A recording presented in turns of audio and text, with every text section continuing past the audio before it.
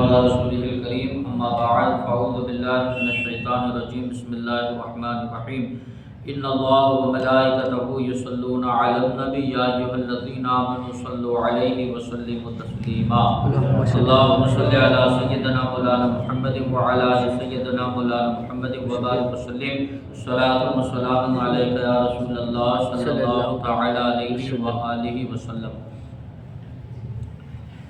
آپ حضرات نے اس سے قبل حضرت عیسیٰ علیہ السلام کے 4 معجزات کے بارے میں سماعت فرمایا۔ 5واں معجزہ غیب کی خبریں دینا۔ جب حضرت عیسیٰ علیہ السلام نے بیماروں کو تندرست اور مردوں کو زندہ کیا تو بعض لوگوں نے کہا یہ تو جادو ہے، معاذ اللہ رب العالمین، اور کوئی معجزہ دکھائیے۔ تو آپ نے فرمایا کہ جو تم کھاتے اور جمع کر کے رکھتے ہو میں تمہیں اس کی خبریں دے دوں گا۔ تم جو اپنے گھروں میں کھاتے ہو اور کل کے لیے جو جمع کر کے رکھتے ہو اس کی خبریں کیا ہے میں تم کو دوں گا۔ حضرت عیسیٰ علیہ السلام کے دست مبارک پر یہ معجزہ بھی ظاہر ہوا۔ آپ آدمی کو بتا دیتے تھے کہ وہ کل کیا کھا چکا اور آج کیا کھائے گا اور اگلے وقت کے لیے کیا تیار کر کے رکھا ہے۔ حضرت عیسیٰ علیہ السلام غیب کی خبریں جہاں دیتے تھے بتا دیتے تھے کہ اس نے کل کیا کھایا تھا، آج کیا کھائے گا اور کل کے لیے اس نے کیا جمع کر کے رکھا ہے۔ کبھی یوں بھی ہوتا کہ آپ علیہ السلام کے پاس بہت سے بچے جمع ہو جاتے، حضرت عیسیٰ علیہ السلام کے پاس بہت سے بچے جمع ہو جاتے تھے۔ آپ انہیں بتا دیتے کہ تمہارے گھر فلاں چیز تیار ہوئی ہے۔ بچے حضرت عیسیٰ علیہ السلام کے سامنے ہوتے اور حضرت عیسیٰ علیہ السلام بچوں کو بتا دیتے کہ تمہارے گھر میں کیا ہے، فلاں چیز کھانے کے لیے تیار ہوئی ہے، تمہارے گھر والوں نے فلاں فلاں چیز کھائی ہے، فلاں چیز تمہارے لیے بچا کر رکھی ہے، فلاں چیز تمہارے گھر والوں نے کھائی اور تمہارے لیے کیا ہے فلاں کھانا گھر میں بچا کر رکھا ہے۔ بچے گھر جاتے اور گھر والوں سے وہ چیز مانگتے، گھر والے وہ چیز دیتے اور ان سے کہتے کہ تمہیں کس نے بتایا۔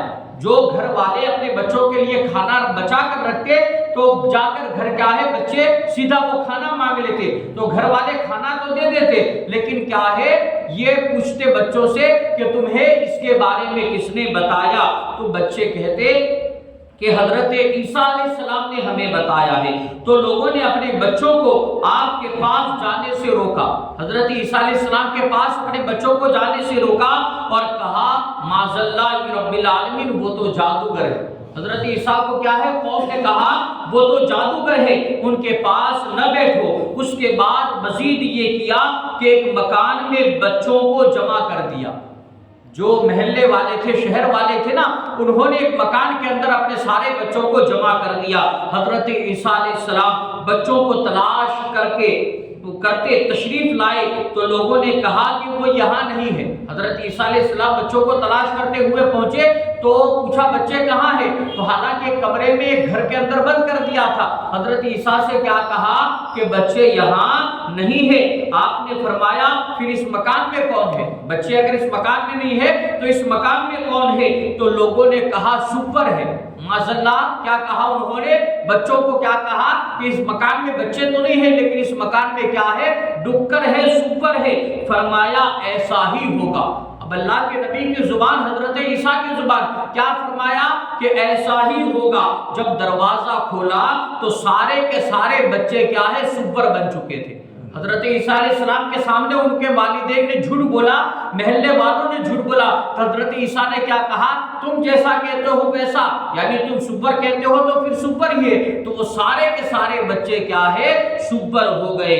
یہاں ایک بات قابل توجہ ہے کہ حضرت عیسیٰ علیہ السلام گھروں میں رکھی ہوئی چیزوں کو بھی جانتے تھے کہ گھر میں کیا چیز بچا کر رکھی ہے، کیا چیز کھا کر آئی یہ تو بتا دیتے تھے لیکن گھر میں کیا چیز جمع کر کے رکھی ہے وہ بھی بتا دیتے تھے۔ تو اس سے معلوم ہوا کہ اللہ تعالیٰ کی عطا سے محبوبان خدا غیب کی خبریں جانتے ہیں۔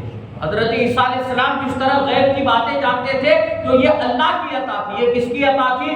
اللہ کی عطا سے اللہ کے نیک بندے غیب کی خبریں جانتے ہیں. ان کے لیے علوم غیبیہ ماننا توحید کے منافی نہیں، بلکہ یہ تو عطائے الہی کا اقرار ہے. یہ تو کیا ہے؟ عطائے الہی کا اقرار ہے. ہمارا عقیدہ کیا ہے کہ اللہ کے پاس جو غیب کا علم ہے وہ اس کا ذاتی ہے، اس کو کسی نے عطا نہیں کیا.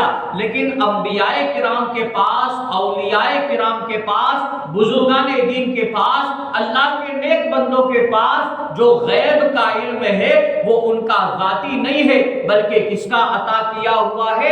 پروردگار عالم کا عطا کیا ہوا ہے. تو اگر یہ عقیدہ رکھیں گے تو کبھی بھی کوئی یہ عقیدہ رکھنے والا مشرک نہیں ہوگا. وہ کیا ہے؟ موحد ہی رہے گا، وہ صاحب ایمان ہی رہے گا. رب قدیر کی بارگاہ میں دعا ہے اللہ تبارک و تعالی علم دین سمجھ کر اس پر عمل کرنے کی نیک توفیق عطا فرمائے.